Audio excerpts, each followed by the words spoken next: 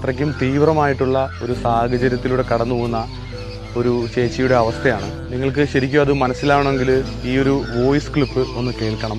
ഞാൻ ആഹാരം കഴിക്കുന്നത് ഒരു നേരമാണ് സാറേ.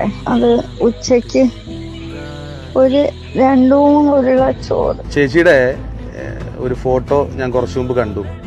എനിക്ക് 2013 തലവേദന തുടങ്ങിയതായിരുന്നു.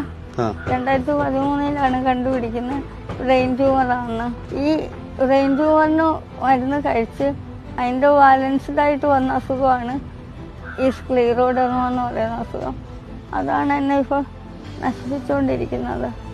ഭക്ഷണം കഴിക്കാനായിട്ടുള്ള ബുദ്ധിമുട്ട് ചേച്ചിക്കുണ്ടല്ലേ? ഒരു നേരമുണ്ട്.